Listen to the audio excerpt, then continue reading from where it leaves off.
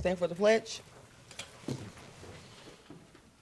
I pledge allegiance to the flag of the United States of America and to the republic for which it stands, one nation, under God, indivisible, with liberty and justice for all.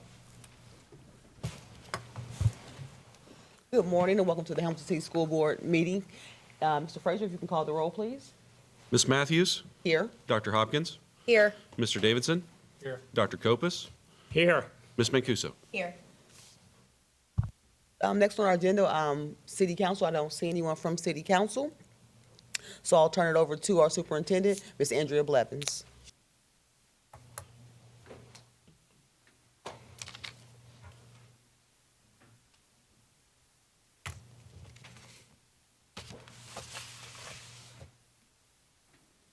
Good morning, President Matthews and school board. I thought I'd come up here this morning as we know this is a big day for Hamilton City Schools. As we've been over the last few months talking about how to manage a growing deficit here in the district caused by factors both at the state level with reduced funding in the foundational formula as well as property reform. That has created a real issue here in Hamilton where we are deficit spending this year with next year's deficit spend grows to over $10 million. And so our board has been engaged in a number of conversations on how to address this. We have held a number of community forums, met with different agencies to let them know what is going on, to gather input. I think it's really important to share that this is with a heavy heart today. None of these items that we are going to talk about are things that we want to do. But unfortunately, our budget is out of balance, and we have to address these for the 26-27 school year in order to ensure that we have a quality school district for every student, staff, and community member here in the city of Hamilton. And so we'll go ahead and get started, and I will tell you I'm emotional at this because this is our team. No one wants to be in this situation. However, I do believe when you see this plan and you walk through this, the amount of care and concern and priority that has been spent to ensure that who Big Blue is, who we are, the quality product that we provide will continue to maintain even though we face these situations. So I first just want to start here by showing in October, Mr. Frazier started us down this course with our updated forecast. In that forecast, it references those dollars that I was speaking to. This year, we are on target to spend a deficit. We're going to overspend by almost $5 million, $4.7 million. Next year, you can see that that is forecasted to be over $9 million. It is important to note that in that $9 million of a projection, there's already about a $1.2 million reduction baked into that through attrition. And so really, truly, what we are projecting in spending versus bringing in is about a $10.12 million deficit here in Hamilton City Schools. And you can see that that continues to grow. There are also additional factors. In February, Mr. Frazier, our treasurer, will present an updated forecast, and there are additional unfortunate situations based on some local property tax laws that have passed in the last 90 days that are going to change these numbers even further. Mr. Frazier, I don't know if you want to speak to those at all before we move on. Yeah, thanks, Andrea. So there's been some property tax reform, and it will affect Hamilton City School District. Right now, we're kind of learning that new law, and I'll have some updated figures for you guys here coming up. But what it looks like is somewhere around $2 to $3 million in lost revenue of property tax dollars as we move forward. So, again, these numbers were what we knew back in October, and we will have additional information on the February forecast, and you'll have some additional information even before that from me specific to property tax reform. But again, those numbers are, it'll be a little bit worse actually than what those numbers look like. So, We think it's important for our community as well as the board to understand that that's why this plan is so important right now. Throughout all of our conversations, both as a school board and with our community through our forums and different groups as we've met on this, our recommendation from my seat, Mr. Frazier's seat, Mr. Wright, and our senior leadership team is to try to cut that deficit to as close to zero as possible for next school year. Now, I will tell you with these recent changes, we will not get there with the plan that I'm going to present. We will still operate at a small deficit, but based on our cash reserves, we will be able to maintain without having to make additional cuts during the 26-27 school year beyond what you're going to see in this plan. Okay, I do just want to talk about why that's so important. Today there's going to be a lot of heavy information that's on here. This plan is going to impact each part of our district. And so instead of doing that multiple years in a row, we are doing that one time. And that is really important to us to allow our district to work through this process, but also to provide stability for us next school year and going into a new biennium when we aren't sure what the funding looks like. Understand that our forecast right now is if the funding formula stays the same. That could help us long term. We want to see what happens if the state decides to put more money into public education, or if additional money is taken from the state foundational formula. We are equipped to manage that and not have to have a knee-jerk reaction right away. In addition, having these cuts keeps us out of fiscal caution. As Jeremy talked about when he files his forecast, if we have a negative cash balance out in 2 years, then our district would be put into fiscal caution. If this plan that we're getting ready to discuss would not happen, if we were to just continue overspending, when Jeremy files his August forecast next year, we would be on that list for fiscal caution. So that we are very close to this line. This is why this is so timely for us to make these changes. I think it's important to note that the plan that you're going to see in front of you really prioritizes our students and our culture and our staff in this district. However, this does not get us out of financial concerns moving forward. And so this is a call to our board and to our community. We are going to have to really look at some long-term planning to generate new dollars in our school district. Right now, we are taking those internally. We are tightening our belt because we believe that we can do that without needing to go back. But in a number of years, if this landscape does not change in public education, we are going to need some community support on this. We have not had a new operating levy since 1993. There is no current plan. This plan is to address the deficit. This is not if we don't pass a levy, there is no plan in the immediate to put a levy on the ballot. This is instead, we are doing this now to provide that financial stability, but long term, we are going to have to start brainstorming. What does that look like? How can our community help us support quality public schools in the city of Hamilton? As we worked through this, the number that we're going to recommend for this, if you remember in December, the board authorized Jeremy and myself to come up with a spending plan that cut $9.5 million from our operating budget next year. The plan that we're going to present to you today is $9.6 million in cuts. And again, we will still operate at a small deficit with that. But with our cash reserves, we believe that's right. We do not want to go into a surplus. We only want to cut what is essential to keep this district afloat and quality flowing in all of our buildings. So the big driving question for our team was, how can we provide a high quality experience while reducing spending? The big strategies that you're going to see in this plan involve building consolidation. As we've talked before, Hamilton for generations has been known as a 10,000 student district. And today, we are funded on the full-time equivalency of 8,200 students. That's a large decrease. The state funds us on each individual. Each full-time equivalency of a student is how we receive our dollars. And so those changes have caused us to look at some of those things. In addition, outsourcing programming where we think it makes sense so that we can still provide the services to the community while reducing costs, and then right sizing and reduction of positions. I do encourage the board, if you have any questions, I know many of you have seen the different brainstorms, you've weighed in and provided feedback. This is now kind of that full package of what we believe we need to do moving forward. We'll start first here. These are $1.3 million in cuts of things that are not positional reductions. For instance, if you look at building operations, something as simple as changing our HVAC settings in the buildings by 1 degree. So in the winter, keeping it 1 degree cooler, in the summer months, keeping it 1 degree warmer, that generates quite a bit of savings for our district. So that little change will help us long term. In addition, we've started the Lights Off campaign. Thank you to HCTA for partnering and branding that with us throughout the district, to turn off our lights when we leave the rooms, to unplug our different appliances to make sure they're not generating charges, because any and everything here we are looking at and analyzing to try to save money.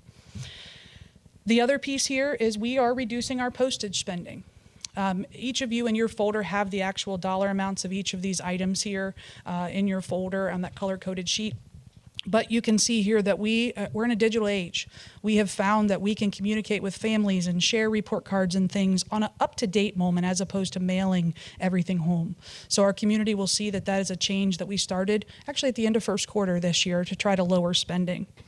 In addition, we have quite a few classrooms that there are different appliances in our classrooms, everything from coffee pots to refrigerators and different conveniences in the classroom.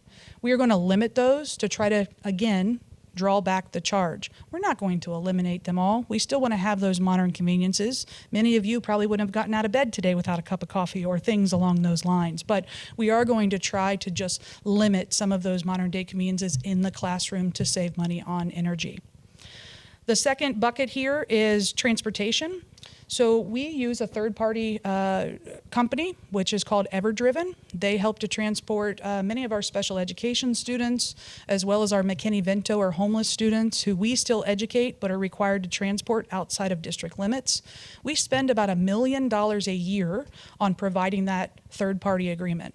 One of the things that we analyzed was the cost if we were to use some of our permanent improvement dollars that are not part of general fund expenses to purchase some 12-passenger vans and actually be able to employ some additional Hamilton City School staff members through our transportation department to drive those routes. So our people driving our routes at a cheaper cost. It actually is projected to save us about $600,000 this calendar year. So these are not small pieces.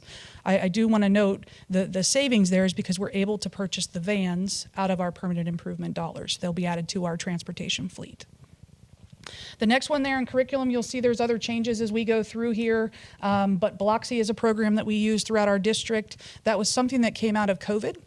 We used that. It allowed teachers to monitor student screens when they're taking a test or things like that. Now that, thank goodness, we are back to in-person learning, we believe that we can do without that program, which is an annual cost for us every year. In addition, we use a phonics program that is called Really Great Reading. That program costs about $100,000 a year to purchase for grades K through 3. When the science of reading requirements came out from Governor DeWine, we were ahead of the curve. We were already starting to implement Really Great Reading. That was part of our shift to science of reading. However, Really Great Reading is not a comprehensive science of reading program that is approved by the state, which means our district had to purchase an additional program to meet those state requirements. That other program also has the same phonics components in there. So what we are doing is eliminating the use of Really Great Reading and replacing it with our program's phonics instruction. That should save the district $100,000 each year. On the technology side, Forward Edge is our provider of technology. They're our kind of outsourced partner for that work. We're extremely grateful for Forward Edge, but we have worked with them to analyze that contract and just make some little adjustments to it where we don't need as many day-to-day support or as many help tickets because we've got internal boots on the ground. The next two that you see here are actually not any loss of services, but we are just packaging those a little bit different and leveraging those permanent improvement dollars differently. So for instance, all of our staff devices in this district require Microsoft. What we were able to do through Microsoft licensing is work with Forward Edge to secure a 5-year contract, tie that to the actual purchasing of our devices that we use in the district to relieve the general fund of that expense while still providing that resource to our staff. So it is not actually a cut, but it is a cut to general fund spending. The same is true for VoIP. I always say this wrong, but those are our phone and network services that we have here. We are due for an upgrade. Typically, that comes out of a general fund expense. However, we have been able to work and create that a 5-year package that saves approximately $220,000 a year in that particular area. In addition, when we have analyzed every bit of spending from everything, postage to stamps to programs. One of the things that we looked at is in our current agreement on our printers that provide all of our printing service here, we have pod printers for teacher convenience in each of our pods. Those are essential. If teachers need to print something off quick, we can do that. However, when that contract was developed, we paid at a high tier, assuming we would be printing 20 to 40,000 sheets in a given calendar year. We're not even at 5,000 sheets in a calendar year. So what we've been able to do is renegotiate that agreement to a lower tier pricing while still providing the service. So it will save us about $10,000 each calendar year, which might not sound like a lot, but when we're trying to look at everything to preserve our quality, these are things that add up very quickly. On the last side, you'll see here human resources. Each of our secondary buildings are blessed with full-time counselors that are part of our HCTA Teachers Union. They work 186 days along with all of our other teachers. However, when counselors were added to our district, we also provided an extra 15 days to work over the summer. Those were originally created when scheduling. I remember back in the day where in the summer we would have Post-its and you're hand scheduling kids, and there's a lot of intensive work that used to go into scheduling. With modern technology, though I'm not always a fan of it, it is something that has helped us to streamline that process, and we believe that our team will continue to work well by reducing those days by 7. So our recommendation is to take our counselors' extra days from 15 to 7, or to 8, I'm sorry, we've reduced by 7. Okay. In addition, on here you'll see retire, rehire, associate superintendent. Mr. Wright signed in blood to me when I took over this position, a 3-year opportunity. When we were looking at this, having an associate superintendent, especially of his quality, is really important to me. He helps me to do so many of the day-to-day operations so that I can be active in the community. I can be connecting with other agencies. I can be out there telling a Hamilton story.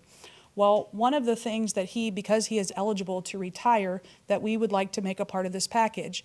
Mr. Wright, with his years of experience well earned, is at the top of that pay scale for associate superintendents.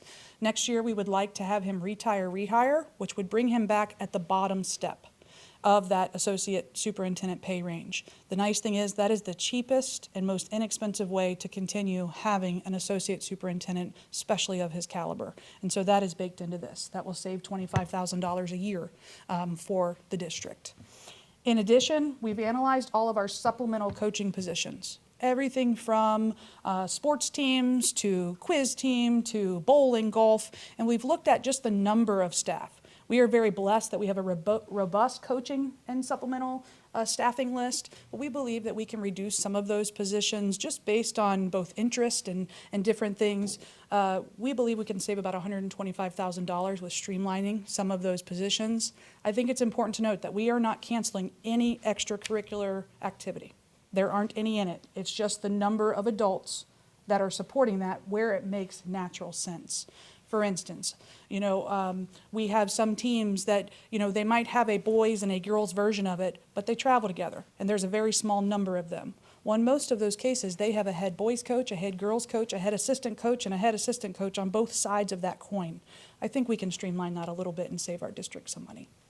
Any questions on this first sheet? You will see down here at the bottom, like I mentioned, our goal is to get to 9.6. There will be a running total as we go through these things. I want to reiterate, we don't want to cut any of these things at all. But I do think many of these things make natural sense for our district and actually help us operate more efficient. You're going to see one of the things when we first started discussing this with the board, I remember Dr. Kopis saying this, is, my ask is that this is not on the backs of our teachers, that these cuts are distributed throughout our district, that all departments are taking that. You're going to see that there are a number of administrative cuts. You'll actually see a breakdown later by category. These are standalone administrative cuts. Others are based on some reorganization that we're doing. But we currently have an assistant athletic director in our district. We would reduce that position. That assistant athletic director is also our football coach. He would be given a teaching job at the high school, still being employed, but just in the time we're in, we cannot really justify having two fully released individuals at the high school running those athletic pieces. In addition, here at the board office, we have recommended to reduce one executive director position and absorb those responsibilities in our C&I department. I made a promise a long time ago when I started as a leader that we will always model the way. You're going to see throughout this presentation that there are a number of cuts that are coming from this board building, and that is important to me. We must model the way. I cannot ask others to do what we won't do. And so you're going to see that there are 4 different cuts that come out of this building, and that percentage is higher than most of our buildings impacted in that, on purpose, to make sure. So those 2 changes right there will save about $372,000, so now we're at 1.6. Okay? The next are some of our support service positions. A number of years ago, our long-term EMIS coordinator started talking about retirement.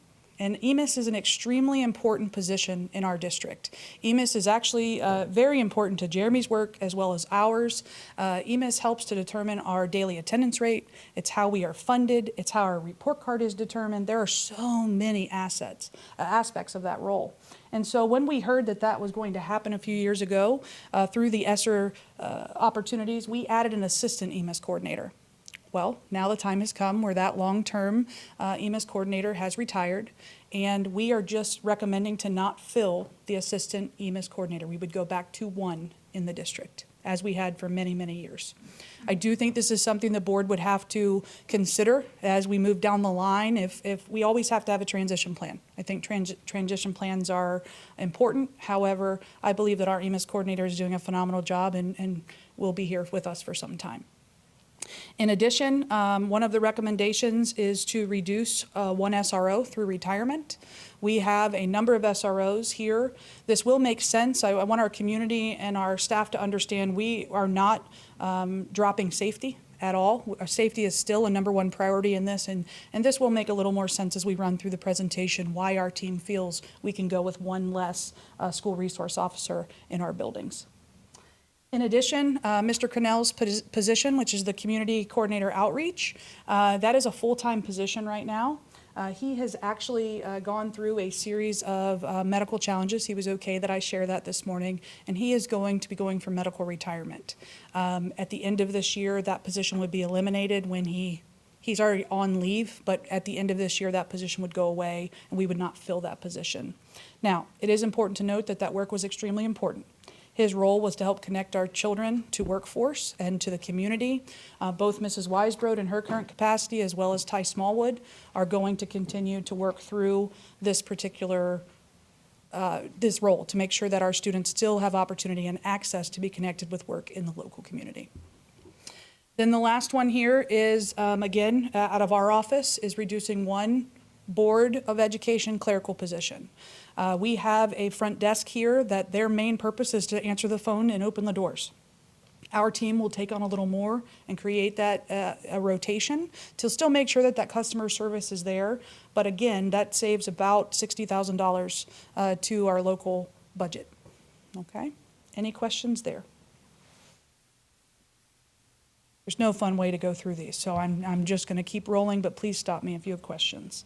So that takes us to about $2 million. Now it's where we start getting into big ones.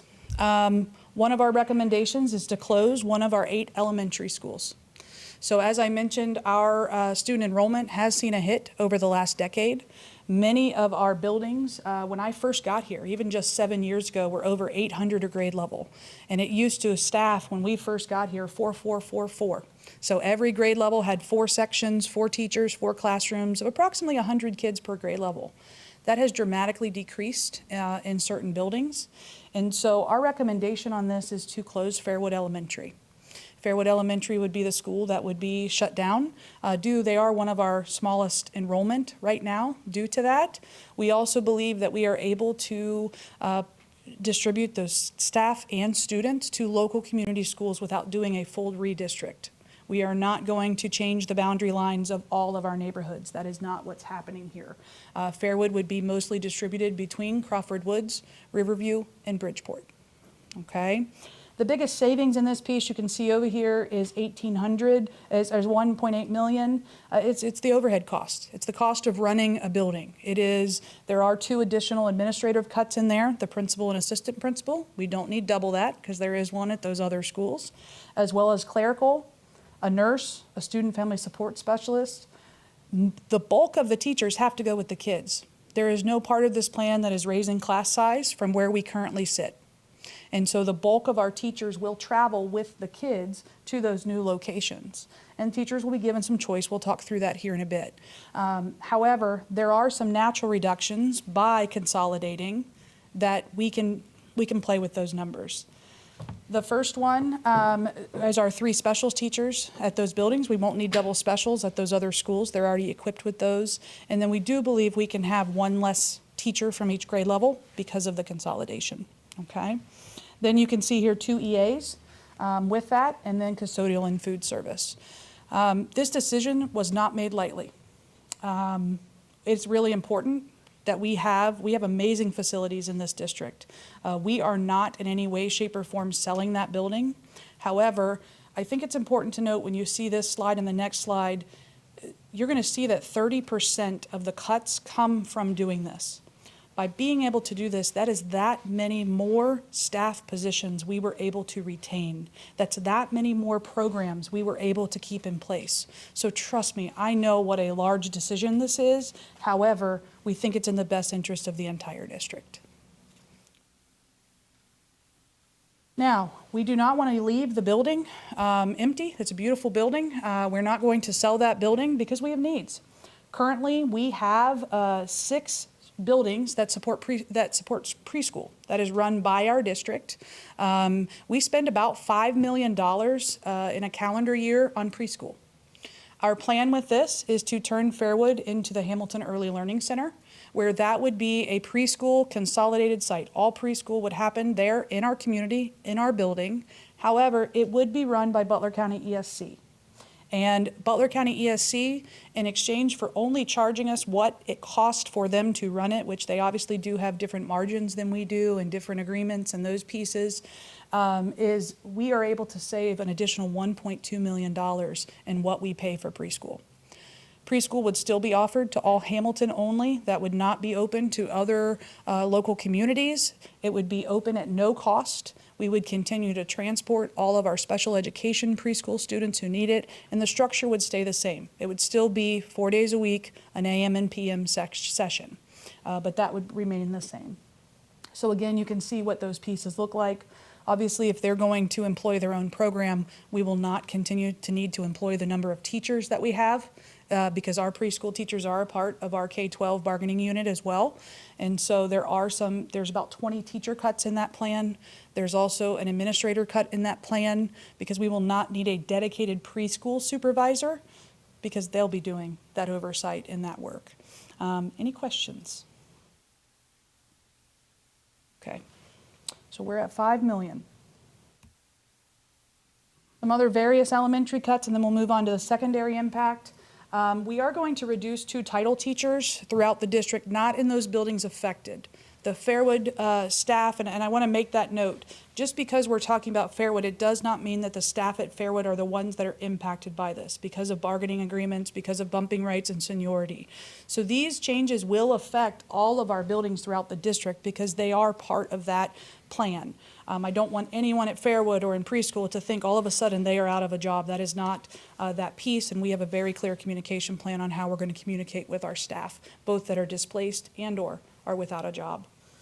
Additional cuts, though, that we're looking at in our other buildings is our number of title teachers. As you know, not only are there issues at the state funding level and the local level with property tax, but the federal government, which provides dollars to us through our title program, that has continued to decrease year after year.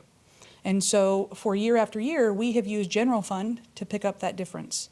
Unfortunately, we are not in a case where we can do that, so we would have to reduce 2 additional title teachers in that area. In addition, just based on class size, right sizing, we can reduce 3 classrooms due to class size in those other buildings. Again, not raising ratios, keeping our ratios the same, but just where enrollments have changed. Typically what happens is we have a 6th grade at a building that will have 4 sections. Well, the 5th grade only has 3. So we don't need, as those 5th graders roll up to 6th grade, we only need 3 teachers. So that's where those reductions are made. The other piece that we're looking at is reducing our instructional coaches. Currently, we have 8 instructional coaches that support our elementary schools. While they are a necessary, I believe, a resource and a tool, and have even been a part of Governor DeWine's, Science of Reading implementation plan, this is an area, my priority is to try to keep these cuts as far away from students as possible. And so we had to look at our instructional coaches. Our plan for this is to put all 8 of our current coaches back into classroom positions and redesign what the role of the instructional coach looks like. We have heard from teachers over and over that they need ESL support or they need behavior or data support. And so really rebranding what coaching and what support looks like for our staff is crucial in that, but that would be determined probably in February. Job descriptions would go out and that would be open to anyone in the district. We would look at 3 to support elementary and 1 to support secondary. Actually, I'm sorry, 2 to support elementary, 1 to support secondary, and then the ESL would support all the way across the board.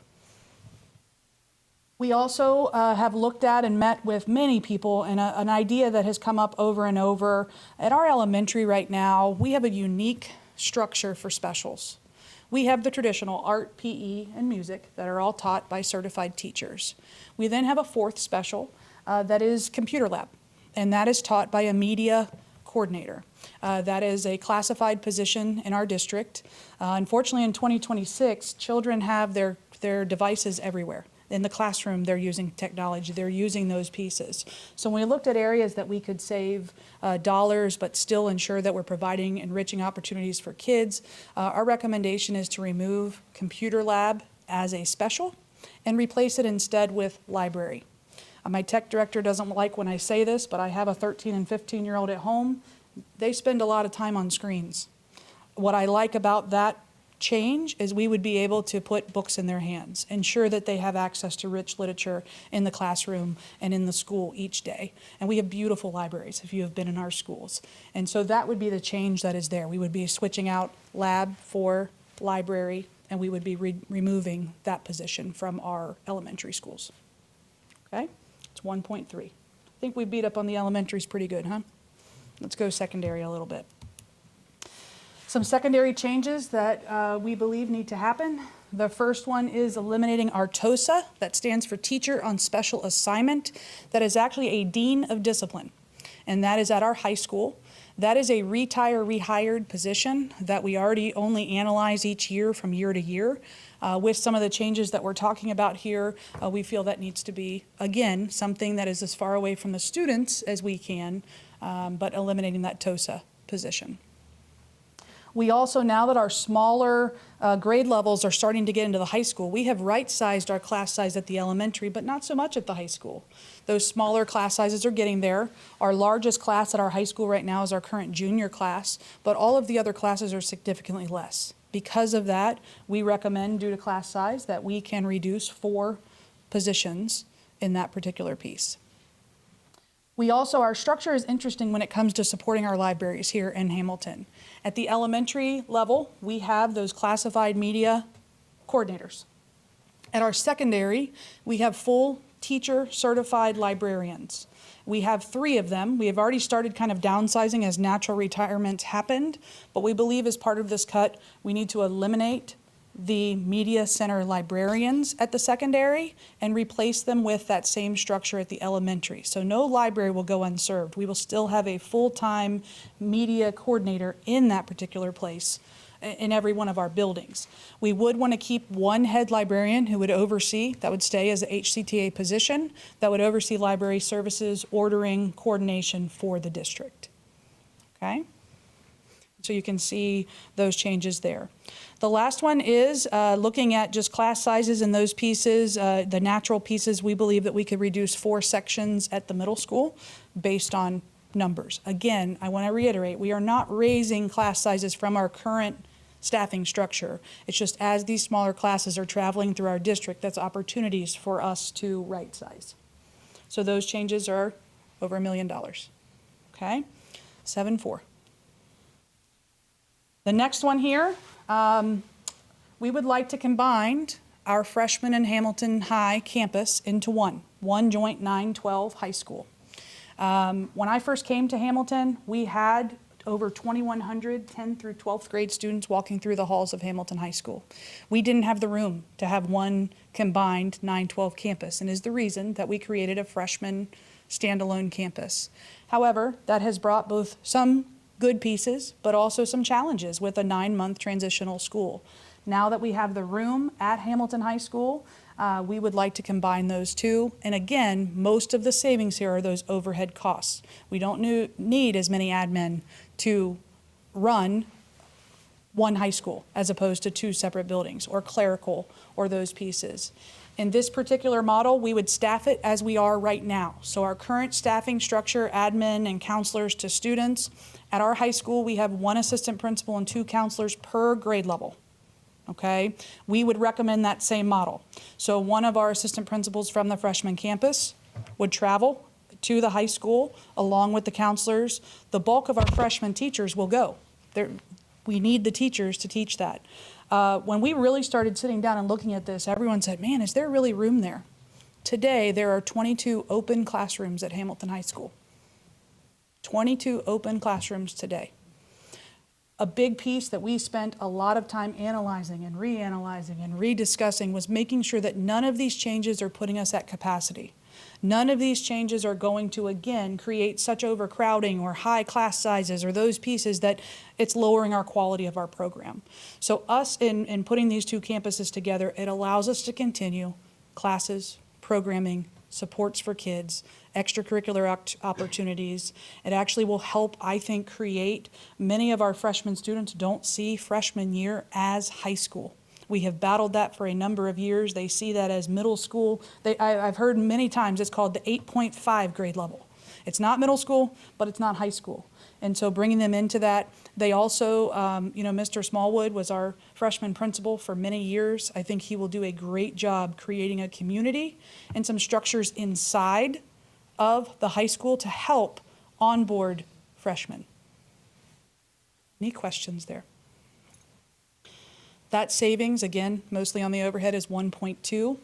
I will share, probably a question floating around in your head is, then what are we doing with the freshman campus? We do have plans for what we would like to do with that space. That is a space that we will utilize. There are a lot of needs in this district, and I actually think there's some positive programming that can come out of some of these things. But because it's not a savings, that's not a part of the plan today.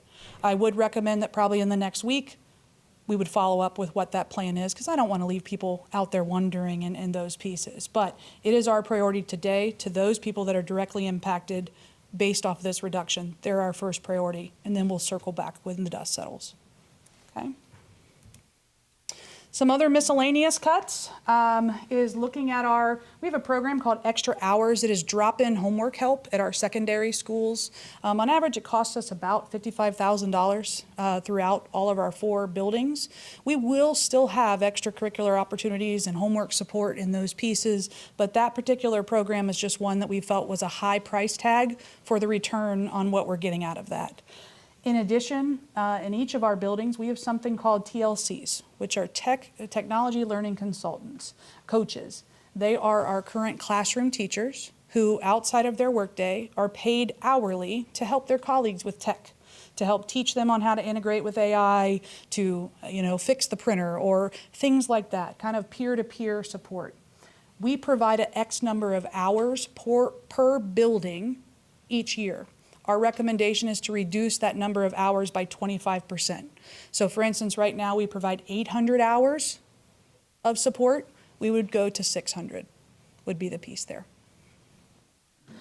With the consolidation of 2 of our buildings, we do believe that we could eliminate one of our forward edge technology supports that's on the ground. With 2 less buildings to cover, we believe we can do that. Obviously, that is not a Hamilton City School employee, but that is a build expense that would save over $78,000 for the district. So those changes there are another 140. This one's a hard one. One of our recommendations as we were looking at what to do, each of our buildings right now are blessed. We have a full-time RN in each of our buildings. Those are part of our staff. They are in our HCTA bargaining agreement, and we pay for the quality that they provide. As we've looked at how do we lower costs but continue to provide a look-alike service or a quality service, one of our recommendations is to partner with Butler County ESC to outsource our nurses. And so what we would do is maintain one district RN and then put LPNs in every single building. So every student would still have nursing support every single day at their building. However, it just lowers our overall cost in that particular piece.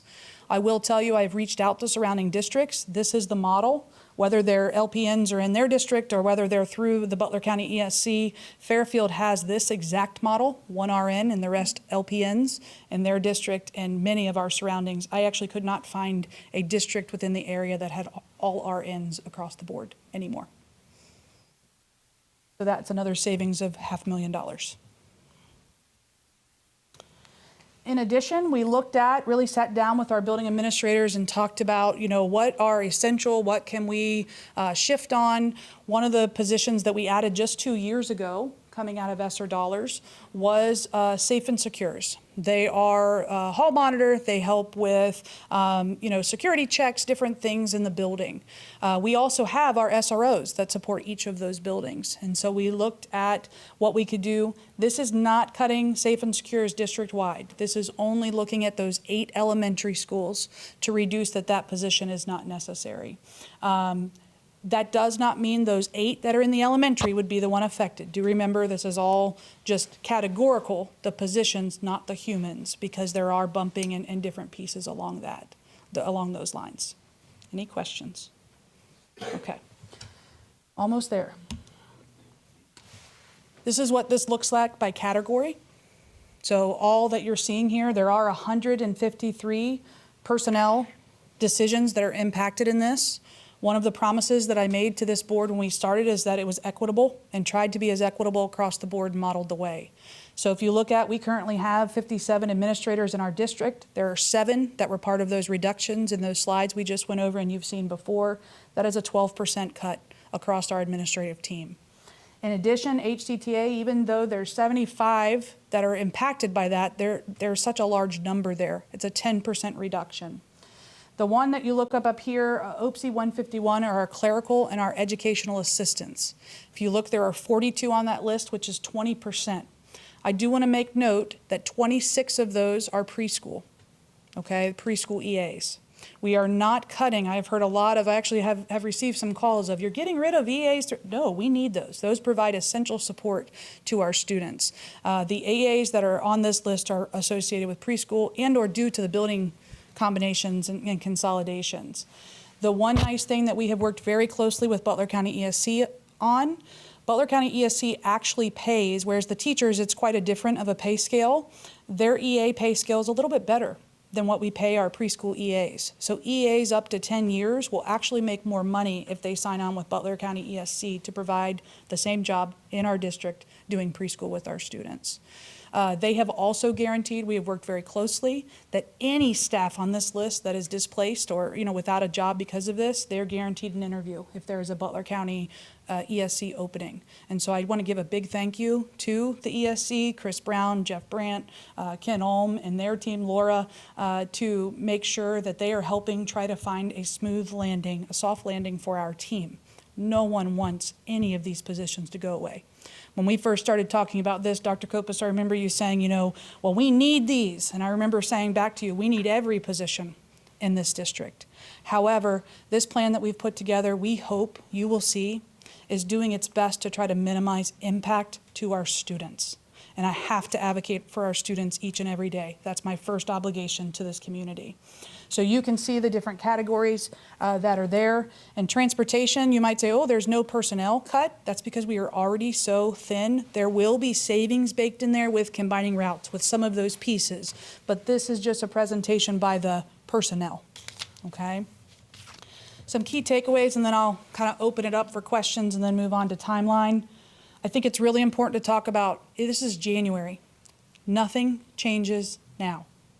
Yes, we're trying to do some of those things on the first slide to edge out some extra savings where we can, but all of these described changes would take effect in August of 2026. That is important to us so that we can give 4 to 5 months for our staff to have as much notice as possible. I myself have been on a list where with layoffs, I found out on the last day of school one time. I found out in April where hiring season is already over.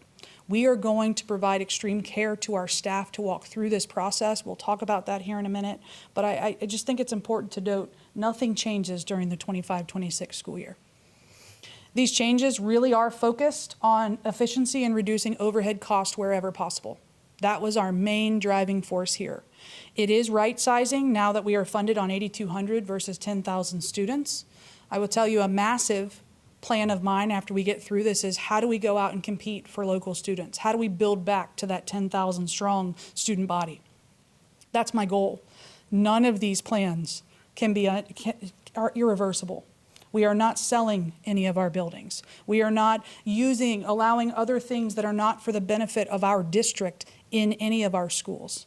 And so nothing here is permanent, that we can't continue to evolve as we should with our community as it changes and evolves. This allows us, in most cases, to do business without raising class size or dramatically changing what and how we do it. Though preschool would be done by Butler County ESC, it will look very similar to what we do right now. It will use our building for our students. It ensures that we are cutting from HCSD where we are. We are still trying to provide lookalike services. We are not asking our schools to be less safe or to go without through these changes. I want to reiterate that this is not a long-term fix to financial concerns. I'm going to say that again. This is not a long-term fix to financial concerns plaguing not just Hamilton City Schools. This is across the state of Ohio.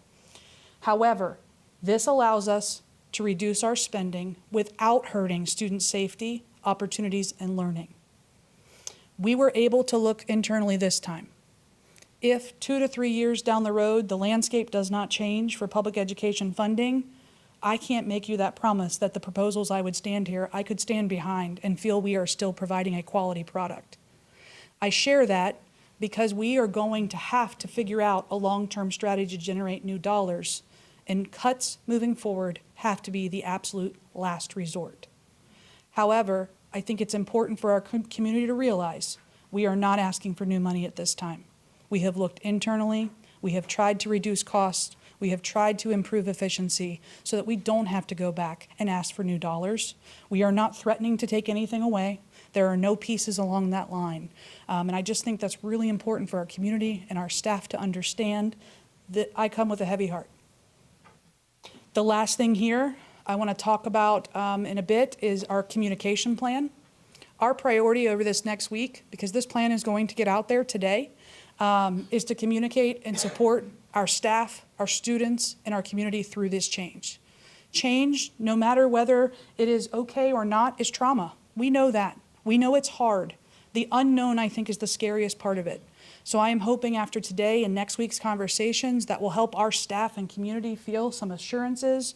But to our families, I want them to know that we will be providing a ton of information in the coming months to help with this transition. This is not the only time you're going to hear from us on this particular piece. So before I get into communication, I just want to open it up if there's any board members, any comments, I know we've had many conversations about these pieces, but. Mrs. Blevins, I have a few comments. Yes. First of all, I want to say thank you to you and your staff for the unbelievable amount of research and study and effort that you've put into this. I agree with something you said early in your presentation that I don't like any of it, but I certainly understand it. A couple things that I appreciate about your plan is that it does affect the entire district. Yeah.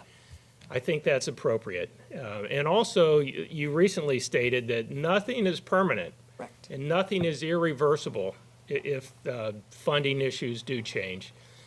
And I think it's critically important to make this statement also. And former board member Mr. Sprague is with us today, and Ms. Baker's here also. Ms. Baker is here also. Thank you for being here, guys. he has correctly pointed out in the past on multiple occasions who's responsible for this.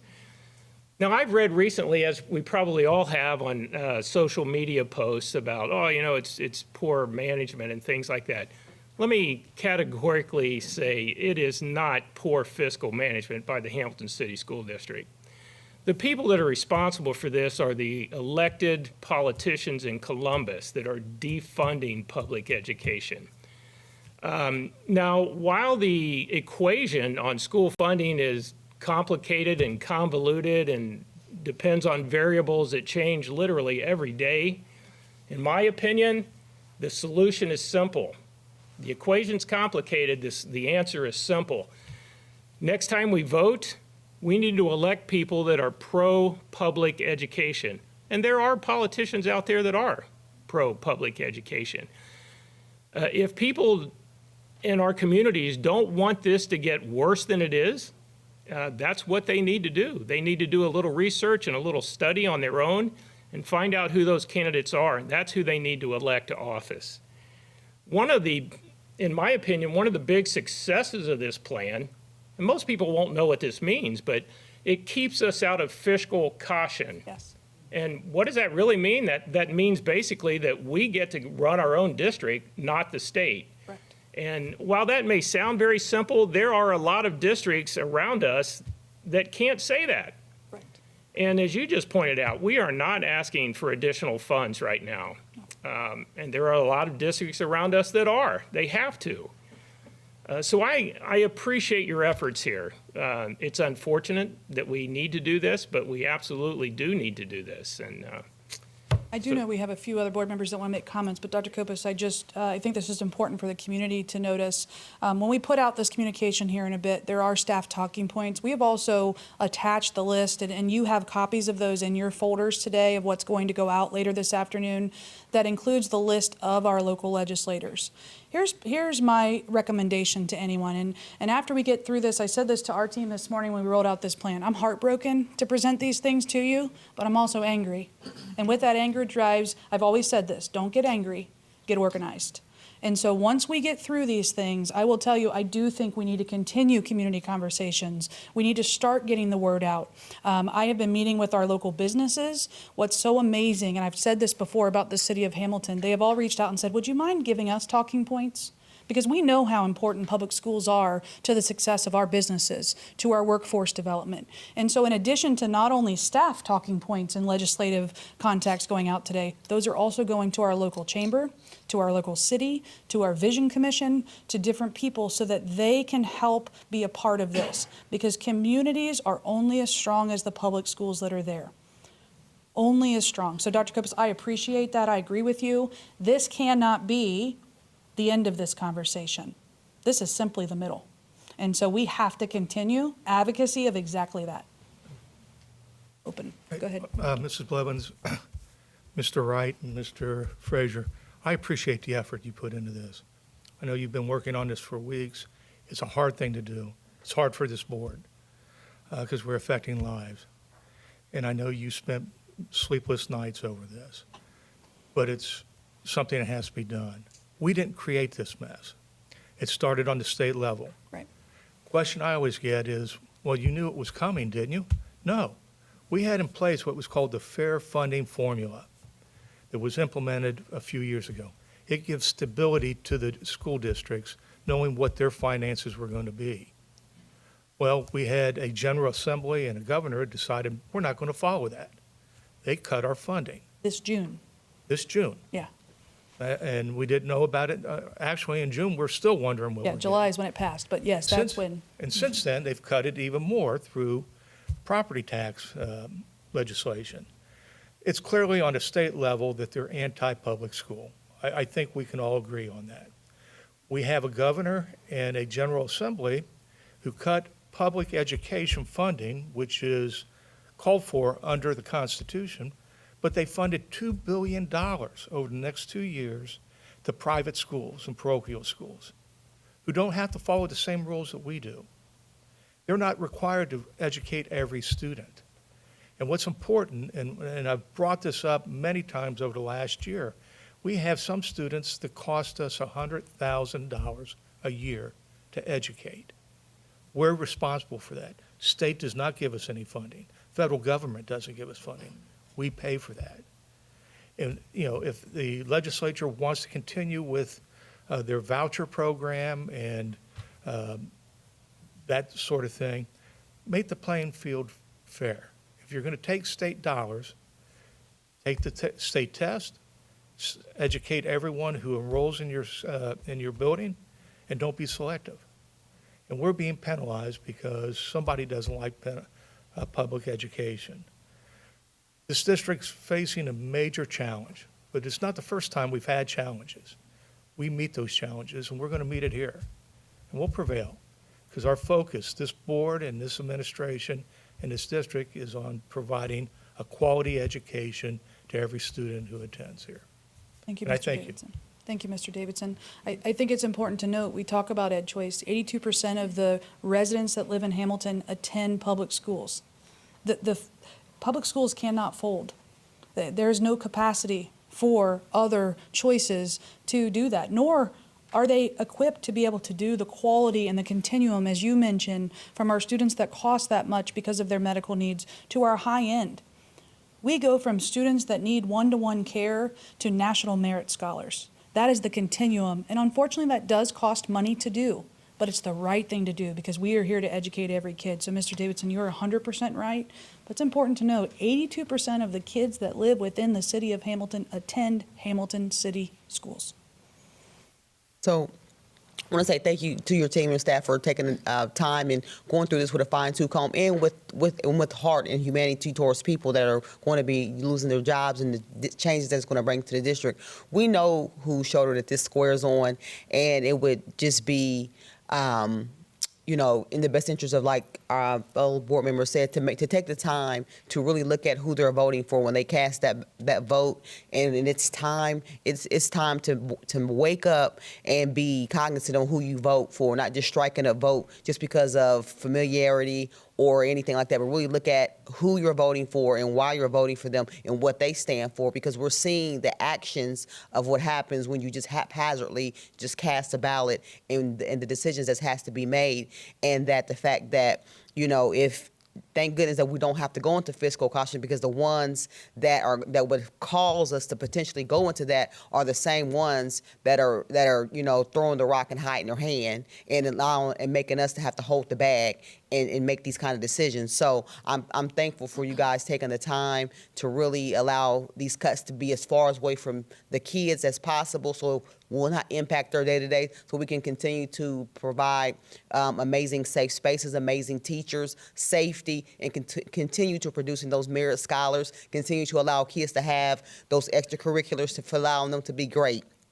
So I'm thankful for this board that, that's supporting these cuts in terms of making sure that we do our best to be, we've always been good stewards since my tenure on the board of being fiscally sound, and as we approach making decisions on how we spend our dollars, being fiscally sound and putting thought into it, not again just throwing money to everything, doing everything, but making decisions, sound decisions on how we spend our dollars to make sure, which is why we do have the cash reserve to be able to offset and absorb some of these costs. So I'm thankful for the team and for the dedication that went into it, and making sure again that we do just what's necessary, not trying to overdo anything. So I'm appreciative to be a part of this board and seeing it through during this time. And we're going to come out on the other end stronger through this and stronger as a community. And like you said, continuing to keep those conversations going, continue to inform the parent, continue to stay transparent through this whole process. No one's hiding anything, no one's keeping anything from anyone, but wanting to make sure that as we roll this out, that it's with care and concern and with our whole heart. So I thank you. I appreciate everyone here. First, I just want to echo my very strong agreement with my colleagues, Dr. Kopis, Mr. Davidson, and President Matthews. But I'll add a little bit more. I want to speak to the heart of our staff and our students and our families right now. I want to acknowledge first the weight of this moment. I'm also a fellow educator. And so I know how heavy in particular this is for our staff. Budget reductions, they're not abstract numbers. They're not. We looked at them as abstract numbers today on slides, but every one of those numbers corresponds to a staff member, a family, a student, a classroom, and our shared community. I've lived through funding cuts like this before when I was employed in Columbus City Schools during the 2005 state funding crisis that had similar issues surrounding it around property tax and the change to income tax at the time. I've also lived through this at the university level in 2019. So I know the uncertainty, the anxiety, the emotional toll that these moments carry, and you can feel that in this room right now. At the same time, I know that our responsibility as educators and as a board is to ensure the long-term well-being of our students, which means protecting the high-quality educational experience that we've been talking about and emphasizing over and over again here today. And that's one that includes strong academics, extracurricular opportunities. As you recall, we're doing everything that we can to protect all of these opportunities that we bring to students in Hamilton City Schools, and the resources and supports that allow our students to thrive. I want to publicly commend the executive team who have been placed in an impossible position, all of you. I truly am sorry that you're in this position.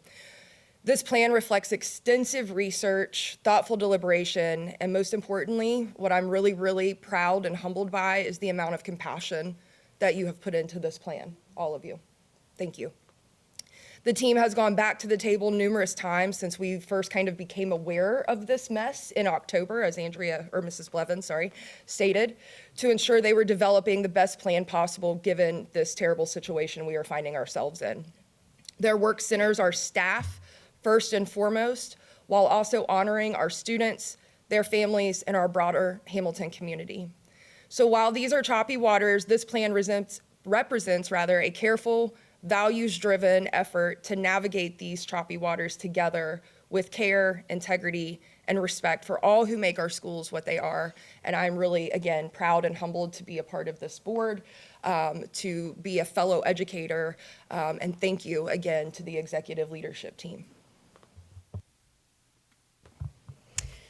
I don't want to reiterate too much what everybody has already said, because you've all encapsulated what we're feeling and thinking through this beautifully. And I thank you all for your comments, and I deeply agree with everything that's been said so far. I also want to just take a moment to just think about the people in our community that are impacted by this, because while we don't have the choice, we still have incredible compassion for the situation at hand and how it will impact our community, our neighbors, our friends, our families that are part of our community. And it's too bad that we're in this place and that it's a necessary thing to do. So I just really want to put my heart out to everyone who's impacted by this. And I hope that all of our community will truly see how much time and effort and work has gone into this by our team. And I just want to acknowledge as well that you are all humans and you're doing a tough job, but the work that you're doing doesn't go unnoticed, and the impact that it has on you is also something that I think we need to acknowledge. So as a parent in this district, I am really behind the fact that we are able to do this without impacting our students in negative ways, and I'm thankful to our past and current board for helping to guide that, and to our administration for implementing this plan. And I thank you all for that, and we are here and available to our staff and our community for questions and conversations. And I think it's important to know that we're here for conversation and to see the best way forward. Thank you all. And I need to tell you that I know that, as you mentioned, Mrs. Mancuso, many of you know people that will be impacted by this, as your neighbors, your family members, your grandchildren, your children. And so I appreciate your trust. I appreciate your openness and us sitting down and having conversations about how to get here. I can assure you that no decision was made light, and nor will the communication be light about how we do this. That is our priority right now, is how we're going to communicate this. I'm going to put an overview timeline of just where we've been as well as next steps for the board. And then I want to just go through our communication plan today. I'm very grateful that we have TV Hamilton here to film this board meeting today. There's a reason that this board meeting is not being shown live, and I will express that here in just a few. But that is to ensure that we have personal conversations with our staff. Let us be the people to deliver this message to our team. And that's important to me. As a leader, it's hard. I've stepped into this role 6 months ago. I think I said this at the forum. This was not on my superintendent bingo card. This is something that superintendents don't want to go. This is Superintendent 101. But what I will tell you is I will do it because it's the betterment. I'm going to make sure that this is done the right way by our people, by our kids, and by our community. But do not think that I don't realize the weight of this moment. And I will turn myself inside out to help.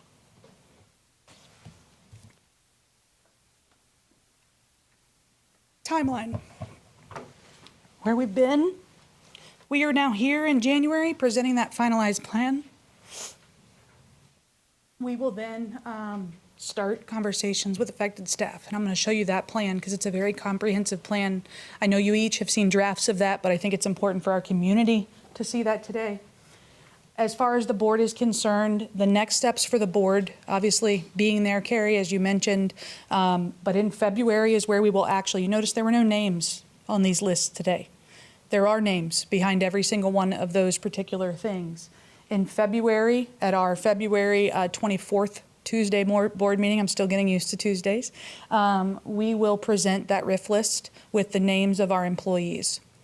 From that point on, every board meeting, I assume you will see recalls. Even since starting this, if you remember, that list was 153 that were affected. The conversations that we have to have as of 1 o'clock this morning, because they've continued to change, is 101. We are continuing to hit that list every time someone retires. So I do believe that a number of our staff that are going to have very difficult conversations will be recalled and continue working in this great district. So I think that's important. But in February, you'll see that list of the names that will be up for board approval. At that same meeting, Jeremy is going to have the pleasure of doing the updated February forecast, which will still be doom and gloom because those changes haven't taken effect yet. He will circle back towards the end of our school year to show you what that actually has done in numbers to our forecast and how that's been solved. You saw them before the property tax piece, if you remember, but now that that's in there, I want you to have an accurate picture of what that looks like going into next school year. We, for the rest of the year, our priority is working with staff placement, okay? Today is the overarching piece of this plan, but that is not, that's not where this ends. One of the reasons why we have done this meeting this morning, and I have asked Steve to tape this but not push this out live, is because we want to have conversations with our staff who immediately will know when seeing this presentation that that means something for them.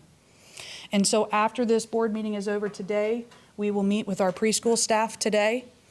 At that same time, our executive director of HR is traveling around to our buildings to meet with our elementary, the lab clerks that are affected, the nurses, the safe and secures.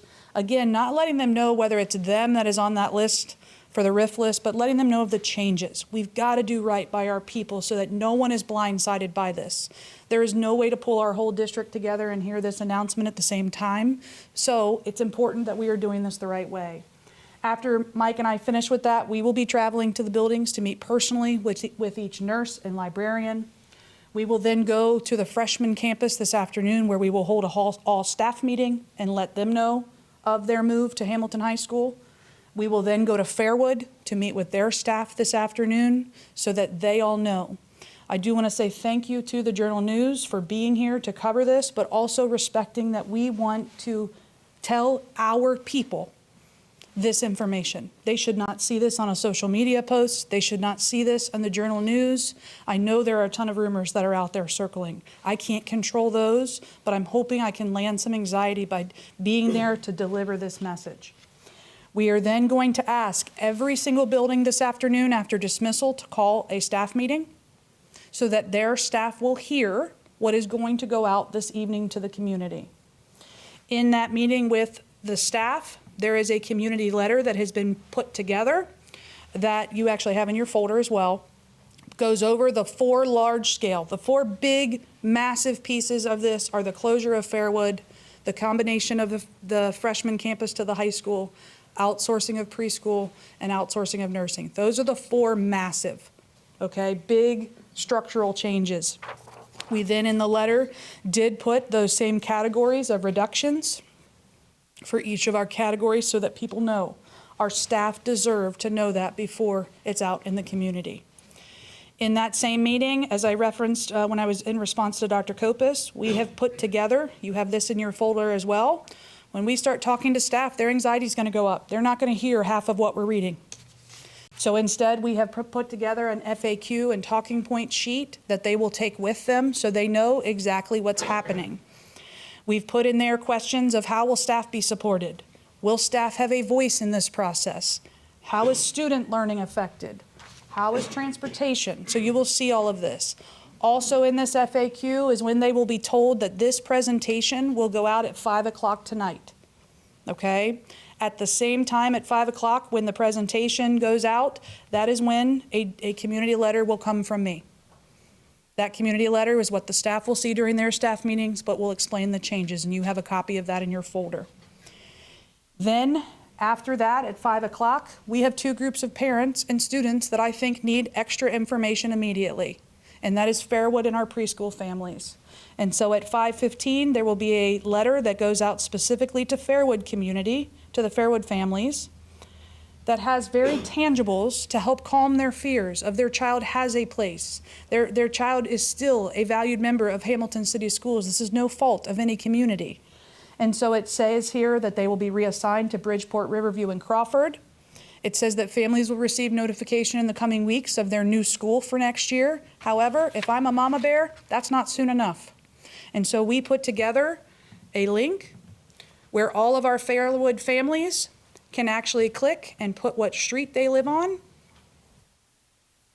and it will tell them what their school is for the 26-27 school year. Okay? It will eventually, it's not populating probably because I have to click off of it, but it'll show you an image of the school and those pieces. In addition, in that letter, sorry, I have to keep scrolling back and forth, we explain that transportation will still be provided to all of those students. Those parents are not responsible for getting those kids to those new schools.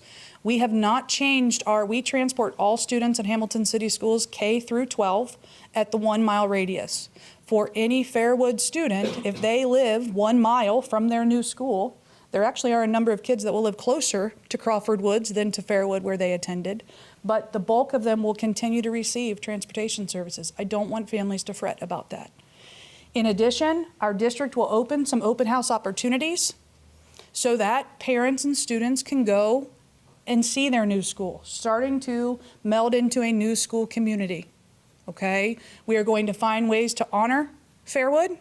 We are going to find ways to ensure that this is made to where all kids have a continuity of learning and access. The amazing part is every one of our elementaries are amazing. Every one are strong institutions of learning, community, and support. That was something actually, a silver lining I thought of about 3 o'clock this morning. When I first got here, that was one of my missions as the director of elementary programs, is that regardless of where you live, regardless of whether you're a Falcon or a Bobcat or a Royal, you had a similar experience. And so our Fairwood Falcons are going to be welcomed with open arms into these new school environments to become and continue as a Hamilton City School student. So this letter will go out to the Fairwood community at 5:15. At the same time, our preschool families will also receive a letter. Theirs is very similar, but what it means for preschool. That all of them will still be guaranteed preschool at no cost, that will still be consolidated. And there's actually a lot of very positives with consolidating that beyond just the savings into one building with resources and supports and pieces along those sides. We also, Butler County ESC is going to mimic our enrollment process. It's very similar to what we do already, but they are going to mimic that, so that is not a new barrier for our families when enrolling in Butler County ESC's preschool next year. It is at no cost. There will be no change. They will still be a part of our district. I also really want to stress this because I had someone say this. Are you opening up preschool spots to other communities? No. This is for Hamilton City Schools, just like it's run now. Okay? So we've tried to put these letters out. We know that there will still be a lot of big feelings and emotions in this day. This is a heavy day. However, it doesn't stop there. While staff will understand the whole plan, they're not going to know how they're impacted. Like I said, these changes will impact every building across our district. And so starting next week, myself, Mr. Zeri, and Mr. Wright will be traveling to every building throughout the district. We will be meeting with every single staff member in 2 categories. One, if they are being laid off or RIFed, we call that reduction in force. I realized earlier I've just been using the term RIF, of what that means for them. They will be given a folder of information to help them. In there is a personalized letter of recommendation from me, information on how to apply for unemployment in COBRA, how to become a sub for Butler County ESC, as well as the contact if they choose to want to take advantage of any of these Butler County ESC conversations. I will tell you I will be in every single one of those conversations. It is extremely important to me as the leader of the district to sit there and to express to our people that this is no fault of theirs. We are going to have to say goodbye to some amazing staff members in this district. We're going to do that the right way. And the other conversations that we're going to have with our staff are the ones that are displaced. They still have a position. For instance, the Fairwood staff, the bulk of them are going to go elsewhere. But we want to provide some choice. We want to make sure their voice is represented in that. We have a large number of options. So they will be given a survey in those meetings. In that survey, it will ask them to rank within their licensure area what grade level. It will also rank buildings. We will then ask them what's more important to you. For instance, I am a 4.9 language arts social studies person. I will tell you my first passion is 8th grade language arts. If you said to me what's more important, building or grade level, I would say grade level. That is my bread and butter if I was a teacher. We are then going to use seniority for all of our displaced staff members. So the most senior displaced staff member is going to get their first choice if it's an opening, and then work down the list. We think that's the equitable way to do this. We then, once all staff members are placed, we will then start recalling as there are vacancies, okay? But by next Thursday, every staff member in our district will know their status for the 26-27 school year, whether they're staying in their same building and role, whether they're transitioning to a new building or role, or whether they do not have a secured job for the 26-27 school year. Then Mike and John will work on that puzzle of where they go. When we get to the February 24th, as I mentioned before, that will be the where the names of those those RIF people will be presented to you. Excuse me. As well as the contract with the ESC. I think it's very important for our board to see that contract at the same time we're saying goodbye to staff members. And I don't think we can do one without the other. So that meeting will be a long one, especially with Jeremy's forecast as well, but we will walk through all of those pieces. So that is our timeline. That is our hope. If there's any other comments or questions, but that concludes my presentation this morning.